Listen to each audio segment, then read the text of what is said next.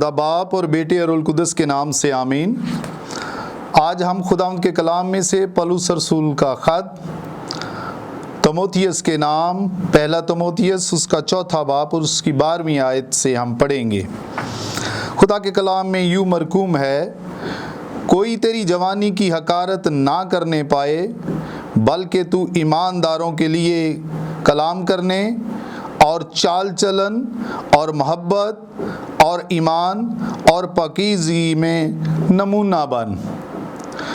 خدا کا کلام ہمیں یہ بتاتا ہے کہ ہمیں دوسروں کے سامنے ہماری زندگی ایک نمونہ بنے، اور پولس رسول نے یہ خط تموتھیس کو جب لکھا تو تموتھیس ایک 19-20 سال کا ینگ لڑکا تھا جس نے پولس رسول کے دوسرے مشنری سفر میں خداوند یسوع مسیح کو قبول کیا، اور وہ پھر افسس کی کلیسیا میں جاتا ہے اور پولس رسول اس کو وہاں پہ چھوڑ کر آ جاتا ہے۔ اور جب پولس رسول نے سنا اور محسوس کیا لوگوں سے کہ افسس کی کلیسیا میں بہت سی چیزیں ایسی ہیں جو کہ خدا کے کلام کے مطابق نہیں ہیں، کیونکہ تموتھیس ایک ینگ لڑکا تھا، جوان لڑکا تھا، اور پولس رسول اس کی جوانی کے بارے میں بھی فکر مند تھے، اس لیے انہوں نے پولس رسول سے کہا کہ کوئی تیری جوانی کی حقارت نہ کرنے پائے، بلکہ تو ایمانداروں کے لیے کلام کرنے، نمبر 1 چال چلن اور محبت اور ایمان اور پاکیزگی میں تو دوسروں کے لیے نمونہ بن۔ پولس رسول نے بڑی وضاحت کے ساتھ اس بات کو بیان کیا کہ تجھے اے تموتھیس، تجھے کلیسیا میں دوسرے لوگوں کے لیے ایک نمونہ بننے کی ضرورت ہے۔ اور پہلا جو بات کہی کہ تمہارا طرز بیاں، تم کلام کرنے میں، یعنی جب تو گفتگو کرتا ہے کلیسیا میں، لوگوں کے سامنے گفتگو کرتا ہے، تو تیرا طرز بیاں، تیرا انداز گفتگو اس طرح کا ہونا چاہیے کہ دوسرے اس سے سیکھیں۔ اور اس طرز بیاں کے لیے تجھے کیا کرنا پڑے گا؟ تجھے اپنی زبان پر کنٹرول کرنا پڑے گا، اور دوسروں کے سامنے تیری زبان نمونہ بنے گی۔ افسیو 4 باب اور اس کی 29ویں آیت جب پڑھتے ہیں تو اس میں لکھا ہے، پولس رسول نے ہی اسے کہا کہ کوئی گندی بات تمہارے منہ سے نہ نکلے، بلکہ وہی جو ضرورت کے موافق ترقی کے لیے اچھی ہو، تاکہ اس سے سننے والوں پر فضل ہو۔ یعنی پولس رسول نے بڑے واضح بیان کرتے ہیں وہ کلیسیا کے لوگوں کو کہ جب تم کلیسیا میں کوئی بات کرتے ہو تو اپنی زبان پہ تمہیں کنٹرول کرنا ہوگا۔ اور جب ہم یعقوب اس کا 3 باب اس کی 5ویں اور 6 آیت پڑھتے ہیں تو اس میں بھی خدا کا بندہ لکھتا ہے کہ زبان ہمارے جسم میں ایک چھوٹا سا عضو ہے جو بڑی شیخی مارتی ہے۔ اور افسیوں اس کا 4 باب اور اس کی 25ویں آیت میں لکھا ہے، پس جھوٹ بولنا چھوڑ کر ہر شخص اپنے پڑوسی سے سچ بولے، کیونکہ ہم آپس میں ایک دوسرے کے عضو ہیں۔ خدا کے کلام میں اور جب ہم اپنی مسیحی زندگی پر غور کرتے ہیں تو ہمیں اس بات کو بڑے دھیان سے سیکھنے کی ضرورت ہے کہ ہم اپنی زبان پر کنٹرول کریں اور دوسروں کے سامنے ایک نمونہ بنیں۔ جب ہم زبور کی کتاب اس کا 31واں باب اور اس کی 13ویں آیت پڑھتے ہیں تو اس میں یوں مرقوم ہے، اپنی زبان کو بدی سے باز رکھ اور اپنے ہونٹوں کو دغا کی بات سے، یعنی انداز گفتگو پولس رسول جو ہے وہ کلیسیا کو سکھاتے ہیں۔ خدا کا کلام بڑی وضاحت کے ساتھ ہمیں بیان کرتا ہے کہ ایک مسیحی کی زبان، اس کا طرز بیان، اس کا انداز گفتگو جو ہے وہ دوسرے لوگوں سے الگ ہونا چاہیے، اور پھر اس سے پتہ چلے گا کہ ہم یسوع مسیح کے پیروکار ہیں، ہم یسوع مسیح کے شاگرد ہیں۔ اور خدا کے کلام میں خداوند کا بندہ पत्रस लिखता है, पहला पत्रस उसका 3 बाब उसकी 10वीं आयत में लिखा है, जो कोई जिंदगी से खुश होना और अच्छे दिन देखना चाहता है वो अपनी ज़बान को बदी से और होंठों को मकर की बात से बाज रखे। तो पौलुस रसूल ने भी पहला जो एक पॉइंट दिया तीमुथियुस को वो यही था कि तुझे तेरा अंदाज़े गुफ्तगू दूसरे लोगों से अलग होना चाहिए, ताकि कोई तेरी जवानी की हकारत ना करे कोई तुझ पर। और दूसरा पॉइंट जो उसमें लिखा है, और चाल चलन, पौलुस रसूल ने तीमुथियुस को कहा कि तुम्हारा चाल चलन यानी तुम्हारा लाइफ स्टाइल लोगों के सामने इस तरह का होना चाहिए कि दूसरे तुम्हारी जिंदगी से सीखें, कि इसका अंदाज़े गुफ्तगू वो उस पर फख्र करें कि मसीहियों का चाल चलन जो है वो क्या है, मसीहियों का रवैया जो है वो क्या है, मसीहियों का करैक्टर जो है वो क्या है, किस तरह मसीही जिंदगी बसर करते हैं। तो दूसरा जो पॉइंट पौलुस रसूल ने तीमुथियुस को कहा वो था कि तुम्हारा चाल चलन दूसरे लोगों से अलग होना चाहिए, तुम्हारी जिंदगी दूसरों से अलग होनी चाहिए। जब हम इफिसियों का खत उसका 5वां बाब और उसकी 15वीं आयत पढ़ते हैं तो खुदा के कलाम में यूं लिखा है, नादानों की तरह गौर से देखो कि किस तरह चलते हो, नादानों की तरह नहीं बल्कि दानाओं की मानद चलो। यहाँ पौलुस रसूल इफिसियों की कलीसिया को कहते हैं कि किस तरह तुम जिंदगी बसर करते हो, क्या नादान लोगों की जिंदगी की तरह बसर करते हो या दानाओं की तरह जिंदगी बसर कर रहे हो। तो तुम्हारा चाल चलन भी दूसरों के सामने एक नमूना होना चाहिए, तुम्हारा मिजाज जो है वो दूसरे लोगों से अलग होना चाहिए, ताकि तुम्हारे मिजाज से लोग सीखें। और हम देखते हैं जब पौलुस रसूल ने फिलिपियों की कलीसिया को खत लिखा, उसका 2 बाब उसकी 5वीं आयत, तो उसमें लिखा है, वैसा ही मिजाज रखो जैसा मसीह यीशु का था। तो हमें अपने मजाज में भी तब्दीली लाने की ज़रूरत है कि एक खादम का मिजाज कैसा होना चाहिए। और यहाँ खुदा का कलाम कि यीशु का मिजाज कैसा था, यीशु मसीह ने एक खादम की तरह ज़िंदगी बसर की, एक छोटा बन के ज़िंदगी बसर की। खुदा का कलाम में लिखा है, अगरचे वो खुदा की सूरत पर था तो भी उसने अपने आप को खाली कर दिया और खादमों की शक्ल इख्तियार की और इंसानों के मुशाबे हो गया और खिदमत की और अपने शागिर्दों के पांव धोए।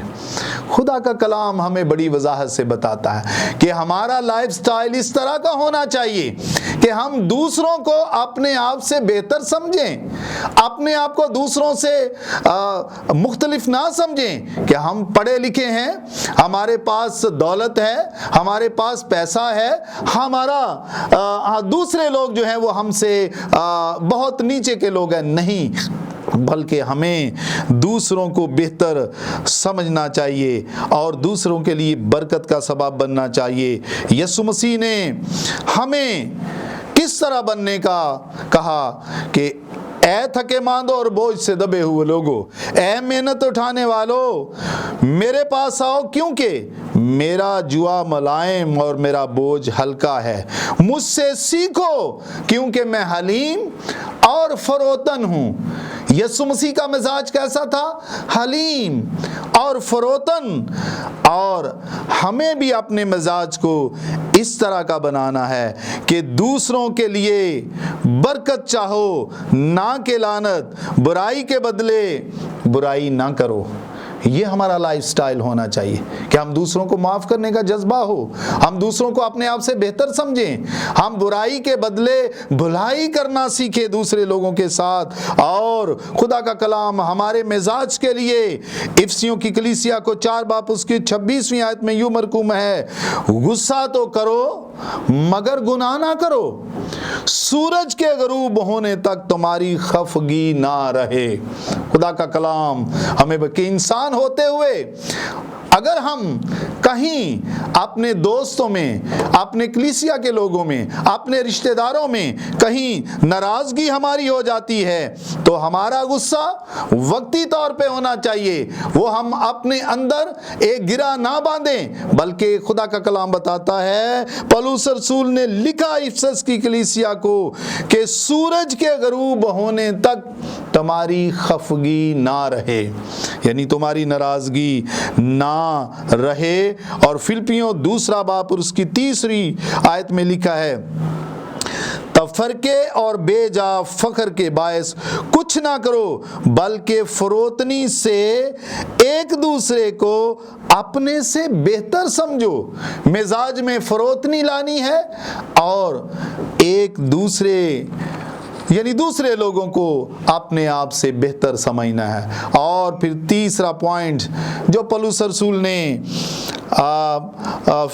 तीमुथियुस को कहा वो था मोहब्बत, कि तुझे कलीसिया में मोहब्बत को जाहिर करना है और खुदा को अपनी जिंदगी में लेकर दूसरों के सामने शो करना है, मसीह यस्सु को अपनी जिंदगी में लेकर दूसरों के सामने पेश करना है। और वो मोहब्बत जो खुदा ने दुनिया के साथ की कि उसने अपना इकलौता बेटा बख्श दिया। जब हम यूहन्ना 3 बाब उसकी 16वीं आयत पढ़ते हैं, उसमें यूं मरकूम है, खुदा ने दुनिया से ऐसी मोहब्बत की कि उसने अपना इकलौता बेटा बख्श दिया ताकि जो कोई उस पर ईमान लाए हलाक ना हो बल्कि हमेशा की जिंदगी पाए।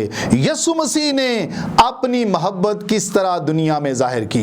यीशु मसीह ने अपने दोस्तों के लिए अपनी जान देता है। यीशु मसीह ने अपनी जान हमारे लिए दे दी ताकि हम नजात पाएं। और यीशु मसीह ने अपनी मोहब्बत के साथ अपनी मोहब्बत का सबूत किस तरह दुनिया में दिया कि यीशु मसीह ने उस दौर में लोगों को शिफा दी, मुर्दों को जिंदा किया, भूखों को खाना खिलाया, शिफा जारी की, अपनी जिंदगी दूसरे लोगों को दे दी। और खुदा का कलाम हमें पहला करंथियों उसका 13वां बाब पूरा पढ़ें तो उसमें मोहब्बत के बारे में लिखा है कि अगर मैं नबूवत करूं तो मोहब्बत ना रखूं तो मेरी नबूवत जो है वो बेफायदा है। अगर मैं खरायत करूं, रोजे रखूं, मोहब्बत ना रखूं, अगर मेरे पास बहुत सा इल्म आ जाए और अगर मैं बहुत सी आयात को जो है वो ज़बानी जानता हूँ, बाइबल को बड़े अच्छे तरीके से जानता हूँ,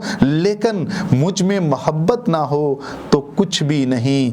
इसलिए हमें खुदा को अपनी ज़िंदगी में लेना है ताकि हमारी ज़िंदगी से दूसरों को खुदा की मोहब्बत नज़र आए और हमारा लाइफस्टाइल जो है वो दूसरों के लिए एक अजीब तरह का मुख्तलिफ जो है वो लोगों के लिए नजर आए।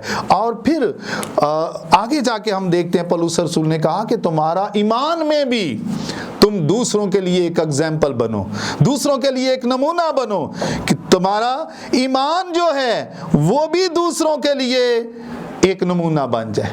इब्रानियों उसका 11वां बाब उसकी 1 आयत में लिखा है, अब ईमान उम्मीद की हुई चीजों का इत्मीनान और अनदेखी चीजों का सबूत है। खुदा के खादम का ईमान जो है वो किस तरह का होना चाहिए? उसे अपने ईमान में बड़ा मजबूत होना चाहिए। और ईमान अगर मजबूत होगा तो जिंदगी के सारे मसाइल जो हैं वो ईमान के वसीला से हल होते जाएंगे। यीशु मसीह ने जितने लोगों को शिफा दी, यीशु मसीह ने वहां पे हर बार कहा, जा तेरे ईमान ने तुझे ठीक किया है, जा तेरे ईमान ने तुझे शिफा बख्शी है, जा तेरे ईमान ने तुझे अच्छा किया है। तो अजीज़ान मोहतरम, एक मसीही के लिए ईमान का मजबूत होना उसके लिए बहुत ज़रूरी है।